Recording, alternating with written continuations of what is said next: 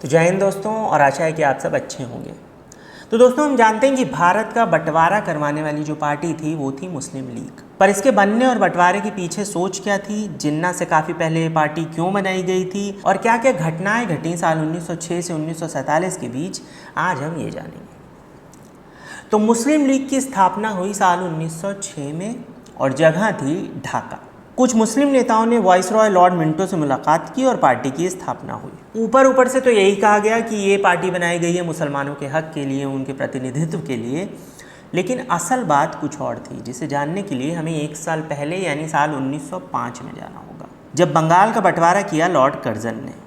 Muslim majority वाले east Bengal को Hindu majority वाले वेस्ट बंगाल से अलग किया गया 16 अक्टूबर 1905 को। राष्ट्रवादियों ने, खासकर हिंदुओं ने, इसका जमकर विरोध किया, क्योंकि इस बंटवारे से बंगाल, बिहार और उड़ीसा में जो हिंदू कम्युनिटी थी वो माइनॉरिटी में आ जाती। डिवाइड एंड रूल पॉलिसी का जमकर विरोध हुआ, जिसमें अधिकतर हिंदू मेंबर्स वाली कांग्रेस ने भी अंग्रेज़ों का विरोध किया। स्वदेशी मूवमेंट ने जोर पकड़ा और साल 1911 में आखिरकार लॉर्ड हार्डिंग ने इस स्वदेशी मूवमेंट के आगे झुककर बंगाल को वापस एक कर दिया। लेकिन अब तक एक बड़ा नुकसान हो चुका था। इस डिवाइड एंड रूल पॉलिसी से या फिर इस बंटवारे से जो कट्टर मुसलमान थे, उनके मन में खुद की एक अलग आइडेंटिटी बनाने की जो भावना थी, उसको हवा मिल गई थी। या फिर ये कह सकते हैं कि जो टू नेशन की थ्योरी थी, उसे अब हवा मिल गई थी, जिसका अंत हुआ भारत के विभाजन में, और जिससे हुआ ये कि हिंदू और मुस्लिमों के बीच में जो दरार थी वो बढ़ती चली गई। मुस्लिमों ने आखिर सोचा कि हिंदुओं के प्रोटेस्ट में कांग्रेस हिंदुओं के साथ थी, तो कांग्रेस हिंदुओं की पार्टी हो गई, जबकि कांग्रेस ने शुरू से साफ किया था कि वो एक सेक्युलर पार्टी है। अब ये जो कट्टर मुस्लिम थे, उन्होंने सोचा कि हमारे लिए एक अलग पार्टी बनाई जाए जो सिर्फ हमारा प्रतिनिधित्व करे, सिर्फ हमारे हक की बात करे, और जो सिर्फ मुसलमानों की पार्टी हो। कम्युनल लाइंस पे एक पार्टी बनाने की बात की गई। 1906 में all India Muslim education conference की मीटिंग में ढाका के नवाब ख्वाजा सलीमुल्लाह के प्रपोजल के बाद 1906 में ही ढाका में मुस्लिम लीग की स्थापना हुई। मोटी मोटी एक्सप्लेनेशन यही थी मुस्लिम लीग के बनने की, लेकिन असल मंशा कुछ और थी।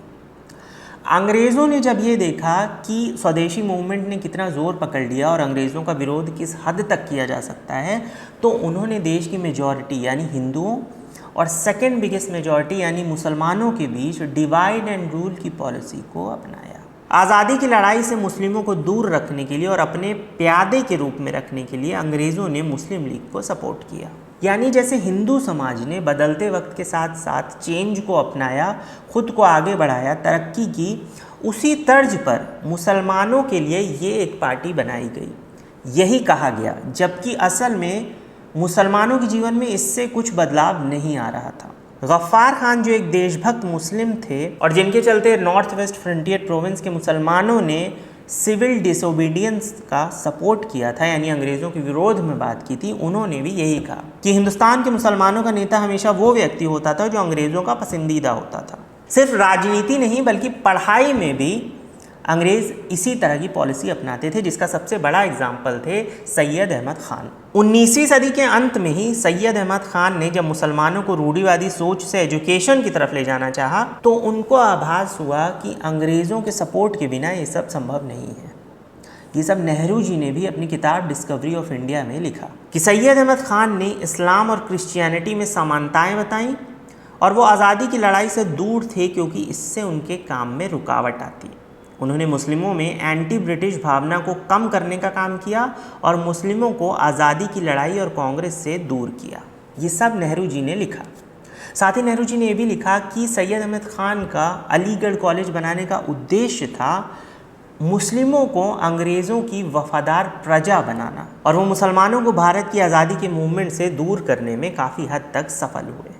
जिस अलीगढ़ यूनिवर्सिटी को सैयद अहमद ख़ान ने बनाया, बाद में उसके स्टूडेंट्स ने मुस्लिम लीग का प्रचार भी किया था चुनाव के समय में, और जिन्ना ने अलीगढ़ मुस्लिम यूनिवर्सिटी को इस्लामिक भारत का शस्त्रागार कहा था, यानी यहाँ वो सोच थी जिससे भारत इस्लामिक देश बनता। और ये हम सब जानते हैं कि जिन्ना की तस्वीर लगे होने की बात जब अलीगढ़ यूनिवर्सिटी में होती है, तो आज भी वहाँ के लोग इस बात को सपोर्ट करते हैं, बजाय जिन्ना की तस्वीर का विरोध करने की, और वो अलग अलग सी दलीलें भी देते हैं कि जिन्ना की तस्वीर वहाँ क्यों होनी चाहिए। खैर, वापस आते हैं मुस्लिम लीग पर।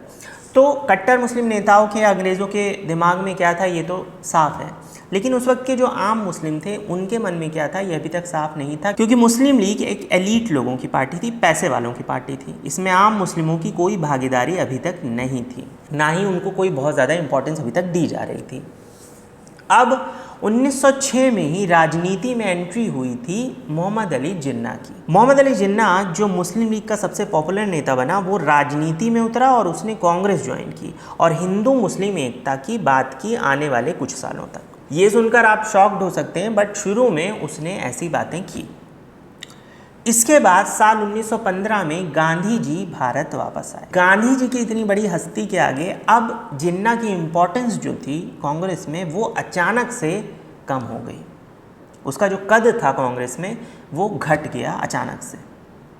इससे जिन्ना में एक इनसिक्योरिटी की या इन्फीरियरिटी कॉम्प्लेक्स की भावना आ गई, जिसका नतीजा ये हुआ कि 1920 में जिन्ना ने कांग्रेस छोड़ दी। 1913 में जिन्ना ने पहले ही मुस्लिम लीग ज्वाइन कर ली थी। अब 10 साल आगे चलते हैं, साल 1930 में, जब मुस्लिमों के एक बड़े नेता अल्लामा इकबाल ने ऑल इंडिया मुस्लिम लीग के सेशन में टू नेशन थ्योरी के आइडिया को बढ़ावा दिया, जिसमें भारत के नॉर्थ वेस्ट के 4 प्रोविंसेस को जोड़ने की बात की।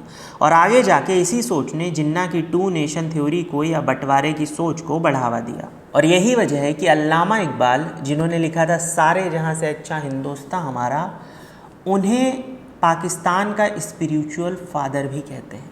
ये तो थी बड़े मुस्लिम नेताओं और अंग्रेज़ों की बात, बट आम मुसलमान और आम हिंदुओं का सोशल स्टेटस उस वक्त क्या था, मुस्लिमों की सोच क्या थी, ये हम जानेंगे अगले भाग में। वीडियो अच्छा लगा तो चैनल सब्सक्राइब कीजिए, वीडियो लाइक कीजिए और कमेंट में मुझे ज़रूर बताइए। मिलते हैं अगले भाग में, तब तक टेक केयर। जय हिंद, इतिहास जिंदाबाद।